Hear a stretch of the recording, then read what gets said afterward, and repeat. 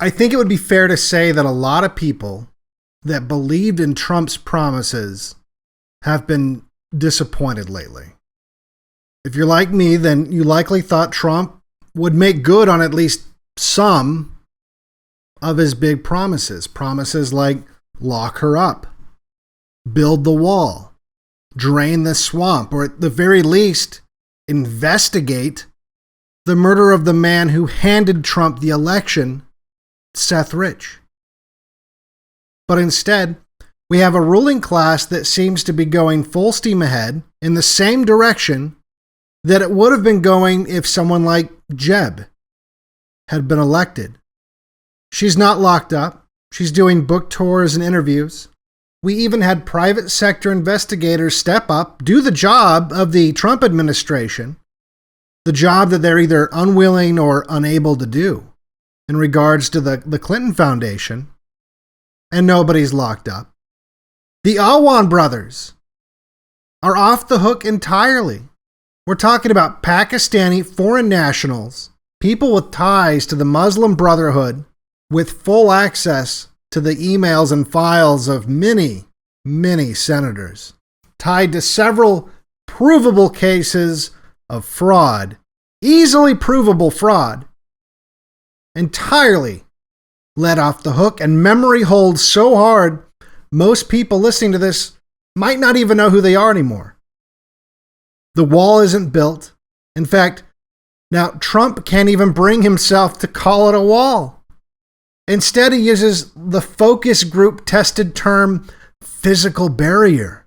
And now we've got this executive order that's going to be tied up in courts, but even the best case scenario, let's be honest, best case scenario is that the wall will amount to some isolated pockets of fencing, and Mexico is not going to pay for it. The swamp isn't drained. In fact, Trump seems quite satisfied with regularly hiring the swamp and then complaining that they don't do what he wants. Seth Rich has also been memory holed, even though if any effort at all was put into the case at all, it would unravel the whole Russiagate nonsense that's been plaguing the administration since day one, yet Trump hasn't even publicly acknowledged that Seth Rich even existed. Not once. The man that handed him the election and completely reveals this whole Russia nonsense as just a cover story, a farce, for the fact that Seth Rich leaked the emails to WikiLeaks and then was murdered for it. Just completely, never even mentioned by Trump. Not one tweet, nothing. We also have this matter of Trump's ties with convicted pedophile Jeffrey Epstein, and now the owner of the Patriots, who was also arrested in a human trafficking sting. Pedophile Jeffrey Epstein, who only served 13 months for hosting underage orgies for the rich and powerful on his pedophile island for years. Got off with 13 months, had all of his records sealed, the FBI investigation shut down by this guy, Alexander Acosta, who Trump appointed to his cabinet, who's currently, right now, the guy who let Epstein off, is currently serving as Trump's labor secretary. This is not draining the fucking swamp. It all seems so obvious to anyone that's been paying even a little bit of attention that Trump is failing repeatedly and unnecessarily in ways that can only be explained in a few different ways. One, Trump really is an incompetent buffoon. He's the character that's depicted on Saturday Night Live, just a hopeless, out-of-touch billionaire boomer who's easily manipulated with compliments and too lazy to check the work of the people he inexplicably chose to advance his agenda. An agenda that seems to be slowly mutating into the garden variety neocon agenda we would have got by electing Jeb. In fact, he's so stupid he fell for an obvious false flag that the average internet user could find out, an internet user who doesn't have access to intelligence agencies could find out that the Syrian gas attack was totally fake. But Trump, he's so fucking stupid. He thought it was real. He thought it was real, so he launched missiles into another country. He's so incompetent that his agenda, it's mutating, you see, because he's just so in over his head that the swamp is running circles around him as he just sits there and complains on Twitter about how unfair it is, like he's some kind of fucking teenage girl getting bullied. Maybe that's what you think it is. Or maybe Trump is in on the whole thing. His entire campaign was a sham, a charade.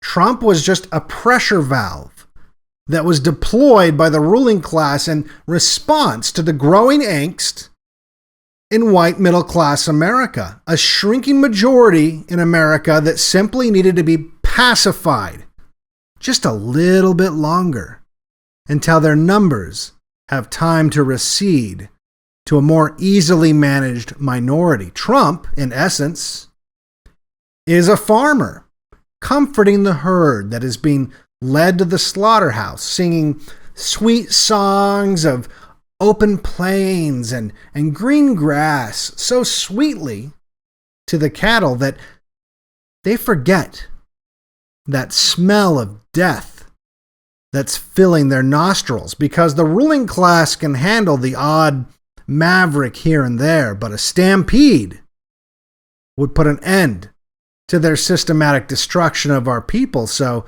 they just need someone to lull everybody to sleep as they systematically dismantle us. So that's an option, right? That's one possibility. The third option is that Trump is compromised. He really did mean what he said about deporting illegals and limiting legal immigration, building the wall and locking her up, draining the swamp, delivering us from the false song of globalism. He wasn't lying when he made his promises. There are just more powerful forces at work that are threatening his family or otherwise blackmailing him. His hands are just tied, you see. So which of these realities is true?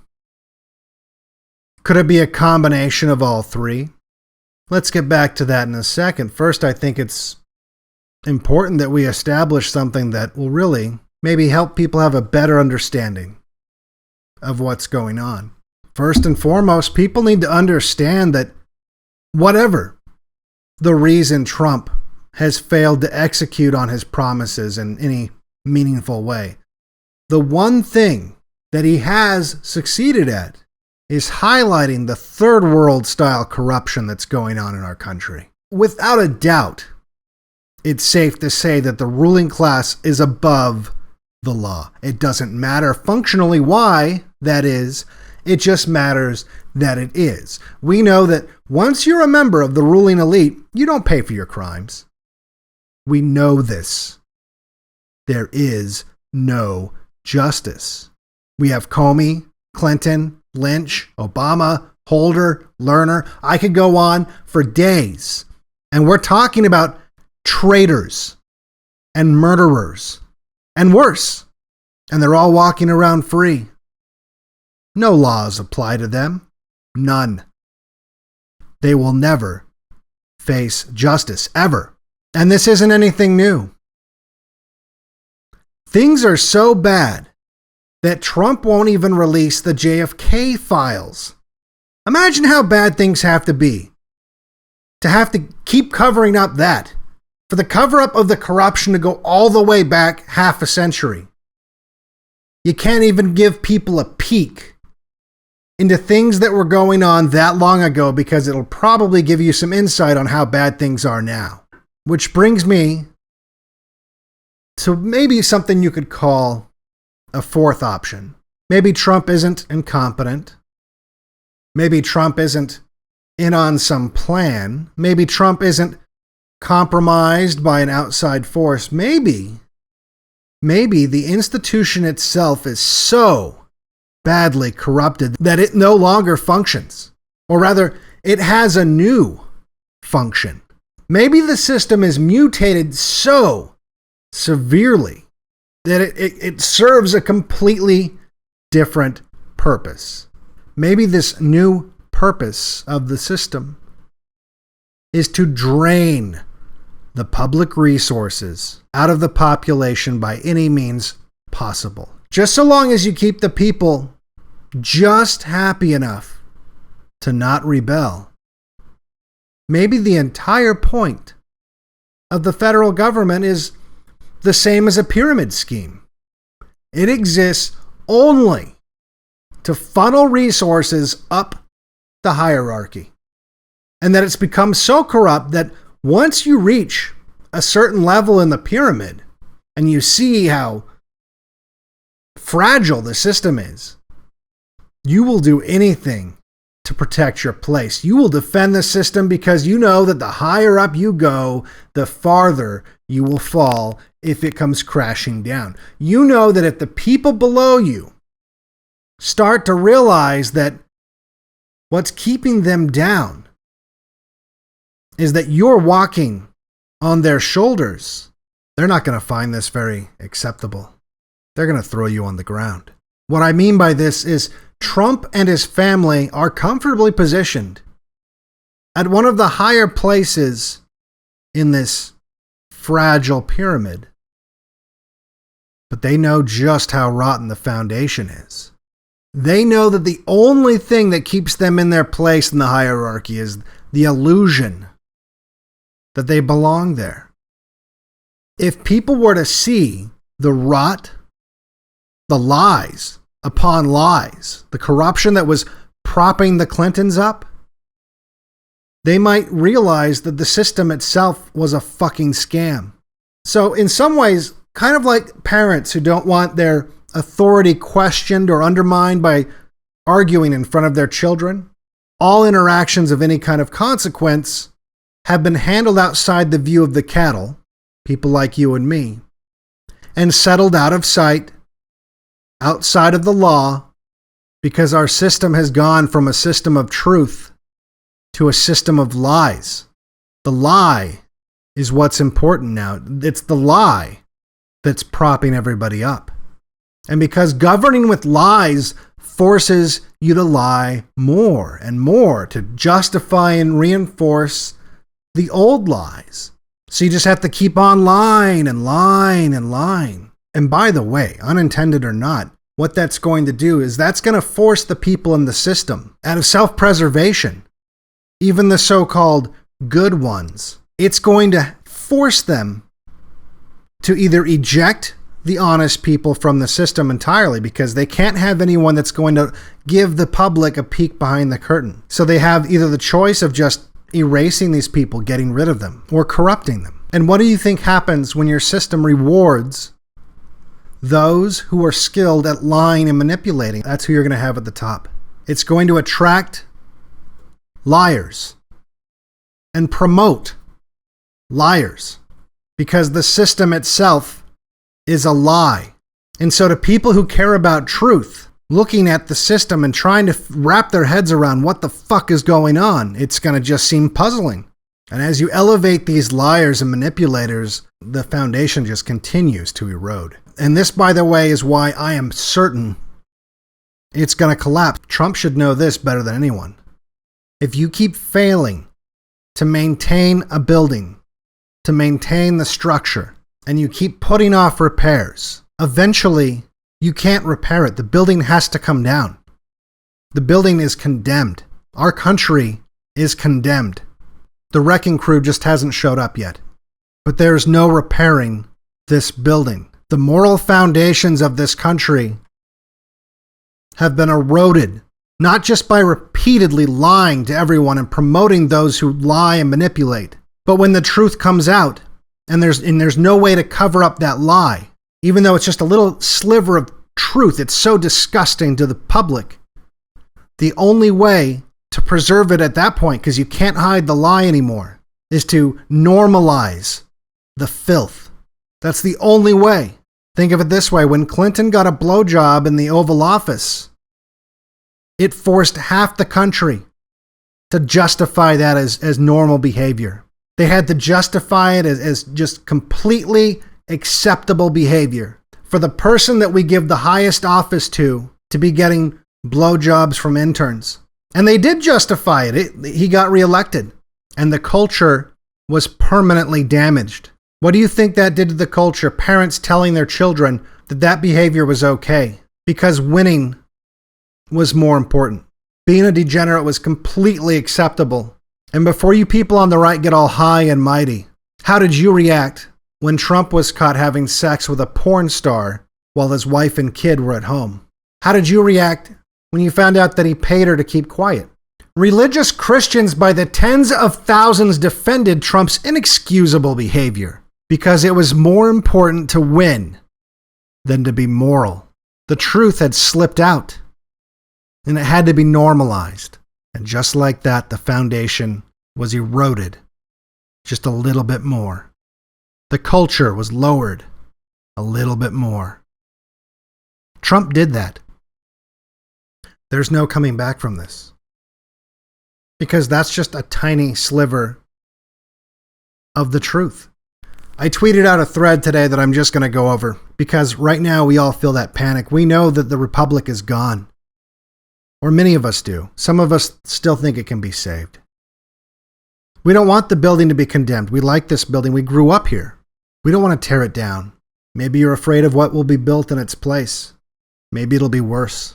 Maybe people will get hurt or die in the demolition. But people are afraid, myself included. I did what everyone else did. I projected my hopes that maybe, just maybe, this guy wasn't lying like all the politicians were. Maybe he wasn't a real politician. Maybe he was the outsider. Maybe we could believe him. Maybe he would drain the swamp. But let's talk about some facts. Knowing what you know about the ruling class, and knowing that he lived among them his entire life, knowing that he likely knew about Jeffrey Epstein, and he didn't go to the FBI. He probably has dirt on lots of people. He's made comments about Oprah that lead me to believe that he knows all about her. You know, Oprah has ties to human trafficking as well.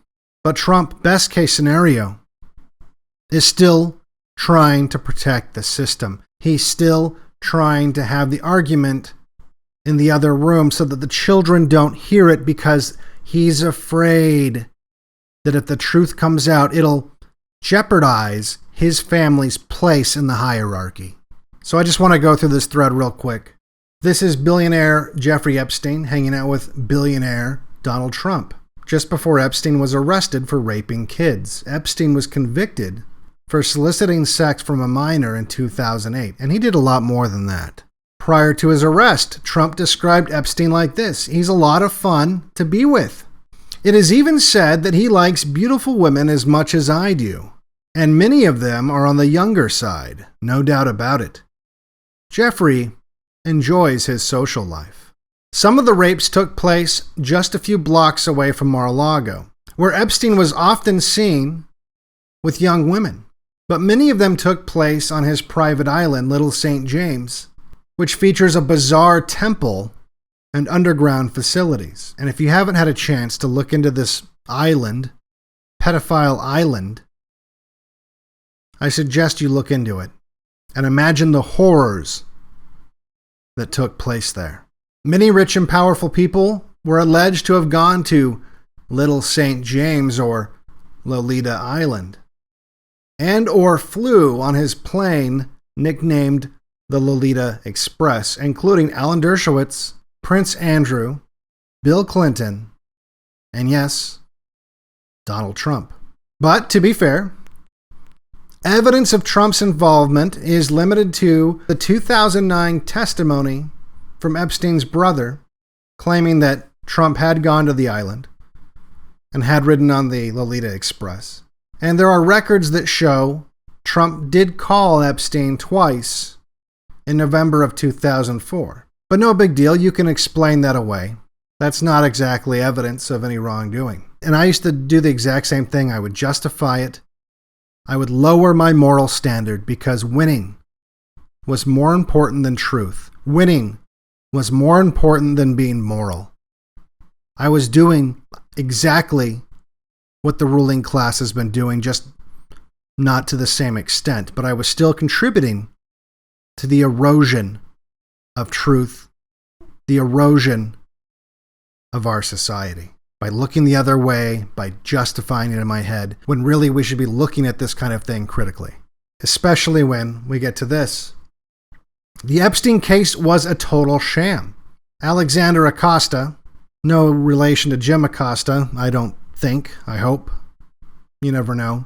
He was the prosecutor that handled Epstein's case, and he met with Epstein's lawyer at a luxury hotel, completely in private, without the knowledge of the victims, and they struck a deal.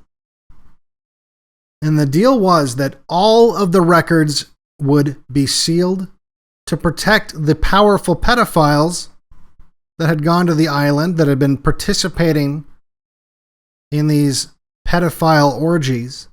The FBI's investigation into Epstein would be shut down, and Epstein would serve 13 months in a low-security county jail. Why? Well, we've already gone over this, because the ruling class is above the law. And because that prosecutor, Alexander Acosta, because he knew his place, he knew the role he was supposed to play, he made this all go away for the ruling class. So you should really be asking yourself, why is it that Trump appointed him to his cabinet? And by the way, he didn't just appoint him to his cabinet as labor secretary. I mean, he did that.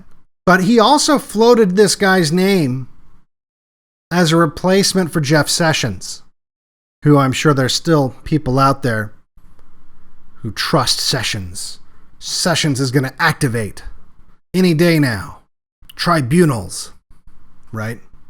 So why would Trump reward the man that gave a serial pedophile, an alleged human trafficker to the stars, the man who gave Jeffrey Epstein the deal of a lifetime? Why would he reward this man? And again, as a reminder, we can't pretend because we want to win, because we want to fight the fake news CNN. We can't pretend that Trump is an angel. We can't pretend that we don't know that Trump was having sex with a washed-up porn star while his supermodel wife was at home with his baby, or that he paid her to keep quiet. It's a fact, and it's unacceptable behavior, no matter how bad you want to win. And you need to be able to say that, or you're just a cattle being led to slaughter. We also know that Trump socialized with Bill Clinton and Jeffrey Epstein and Robert Kraft. We know this. Those were his peers. Do you have friends like that? Would you? Would you justify it? Well, they're a billionaire and I might do business with them someday. So what does that mean? So does that mean Trump is willing to compromise his morals for his business? So why would you be surprised that he would compromise his morals to hold on to power? These are all things that matter. And then, of course, today there's another photo. There's a little bit of controversy about this. All the facts aren't in yet, but this is Trump at his West Palm Beach country club at a Super Bowl watch party that he's hosting. And the founder of the massage parlor where Robert Kraft was arrested, so where human trafficking was taking place, the woman who started that massage parlor is at Trump's Super Bowl party getting a selfie with him. Now, the controversy is, oh, well, she sold it later. She doesn't own it now. Whatever. It doesn't look good. So there it is, ladies and gentlemen. We get the leaders that we deserve. The character on display in public is infinitely better than the character of people in private. And the character that's on display in public isn't looking good. And we can blame Trump. We can blame the fake news media. We can blame intelligence agencies. We can blame other countries meddling. But at the end of the day, things aren't going to change until you're willing to look in the mirror and blame yourself for the part that you played in all this. and start thinking about what you can do to fix it. For BlackPilled, I'm Devin Stack. If you like my videos, make sure you like and subscribe. Make sure you share, especially because the algorithm definitely suppresses my videos. It would be really helpful if you could become a patron at patreon.com/BlackPilled, or if you could just send me crypto at the crypto addresses below, because they demonetize the majority of my videos now. And I don't say it enough, but thank you very much to those of you who do help support my work.